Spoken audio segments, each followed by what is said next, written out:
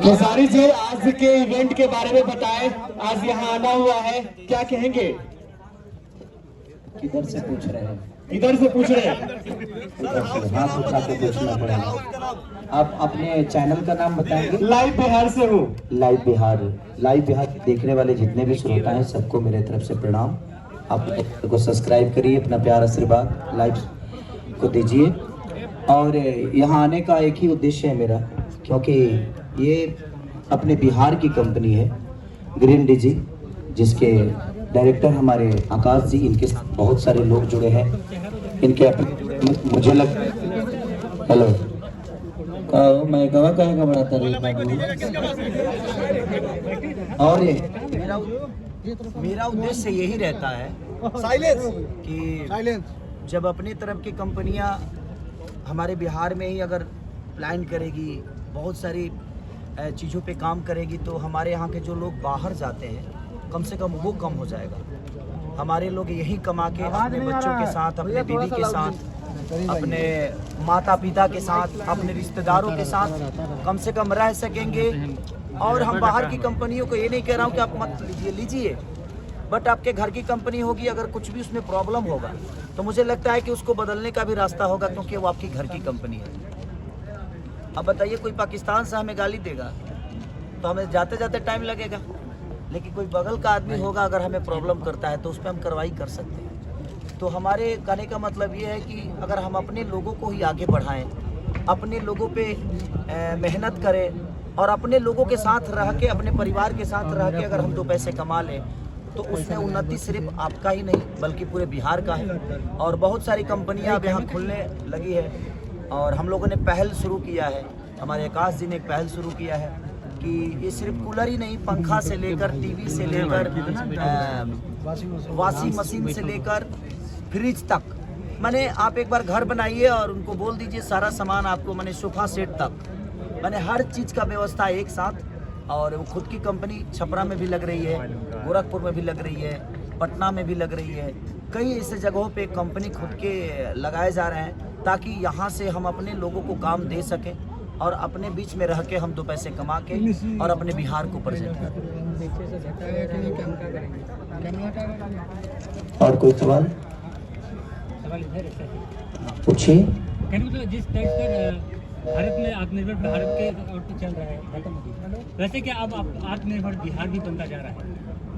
देखिए, अगर हम लोग आगे हैं, अगर हम अपने बिहार को प्रेजेंट नहीं करेंगे, हम अपने बिहार के लोगों के लिए नहीं सोचेंगे, तो कोई और नहीं सोचेगा, कोई और राज्य नहीं सोचेगा।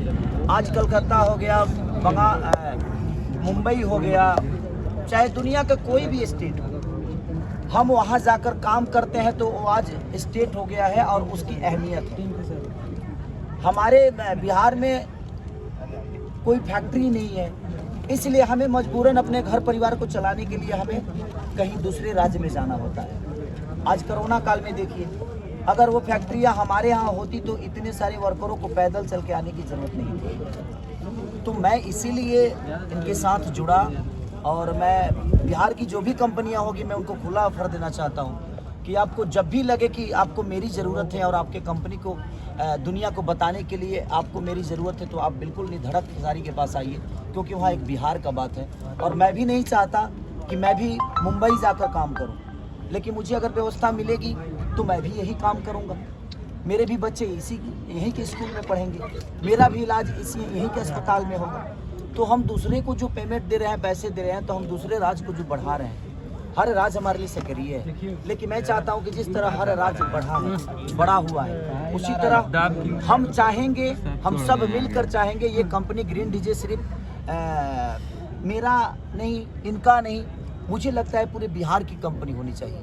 क्योंकि ग्रीन डीजी अगर एक बढ़ता है तो उसमें सिर्फ आकाश जी नहीं बढ़ते हैं, बल्कि हम सब बढ़ते हैं, क्योंकि हम अपनों के लिए काम कर रहे हैं। तो हमारी कोशिश है कि ग्रीन डीजी को जहाँ तक हम बिहार की एक ही फैक्ट्री नहीं, कम से कम 200 फैक्ट्रियाँ लगे ग्रीन डीजी का, जो कि हर घर में ग्रीन डीजी ही दिखे। क्योंकि मैं अपना घर बनवा रहा हूँ तो मेरे 300 रूम में ग्रीन डीजी का ही अभी तक कूलर चल रहा है। और बाकी भी पहले से जो मेरा पुराना घर है, तो वहाँ भी मम्मी के लिए, पापा के लिए, सबके लिए जो भी व्यवस्था हो सकती है, गर्मी के लिए, ठंडी के लिए, वो सब ग्रीन डीजी की वजह से ही जा रहा है मेरे घर में। और मुझे अच्छा लग रहा है और सब लोग खुश भी हैं कि कम से कम हम 2 पैसे हम दे भी रहे हैं तो हम अपनों को दे रहे हैं, अपने बिहार को दे रहे हैं। और मैं सबसे यही कहूँगा कि कोई भी कंपनी ब्रांड तभी बनती है और बड़ा तभी होती है जब हमारा विश्वास जगता है।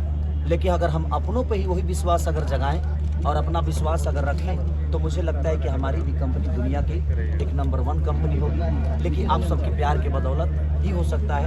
आप अगर प्यार नहीं देंगे तो शायद ये नहीं संभव। अच्छा भैया, बिहार की बात की है तो अभी बिहार के शिक्षा व्यवस्था पे काफी उंगली उठ रहा है।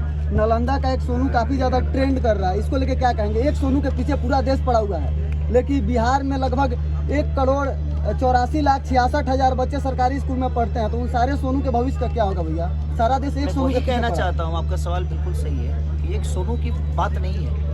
आज सोनू वो बच्चा आवाज उठाया है तो पूरी दुनिया के नजर में वो है।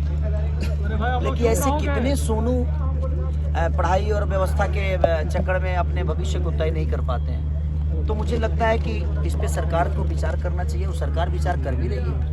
बहुत सारी चीजें सुधरी भी है और सुधरेगी भी। ये तो राजनीति मुद्दा हो गया। वही तो मैं चाहता हूँ कि आज अगर बेहतर कॉलेज अगर अपने तरफ बनते हैं तो हमें भी अब उस बेहतर कॉलेज में अपने बच्चों को बिहार के ही स्कूल में डालना चाहिए, चाहे वो प्राइवेट हो या सरकारी। आज हम अपने बच्चों को मुंबई पढ़ने के लिए भेजते हैं, बाहर गांव पढ़ने के लिए भेजते हैं, सिर्फ इसीलिए ना कि हमारे बच्चों का भविष्य तय होगा। लेकिन अगर वही व्यवस्था अगर हमें यहाँ मिली तो शायद हमें उन बच्चों से दूर ना रह के अपने साथ रख के भी अपने बच्चों का भविष्य तय कर पाएंगे। सर, एक दिन बीत जाने के बाद से एक्सपेक्ट किया जाता है बिहार आत्मनिर्भर बनेगा, तो कब तक लग रहा है कि बिहार आत्मनिर्भर बनेगा आपके हिसाब से? देखिए, ये किसी का बात हो गया जब बिहार आत्मनिर्भर बनेगा तो उसमें सिर्फ एक नेता पहल नहीं कर सकता, एक अभिनेता नहीं पहल कर सकता। ये पहल तो ये है, बिहार आत्मनिर्भर कब बनेगा? जब हम सब बिहार का साथ देंगे, बिहार के लोगों का साथ देंगे।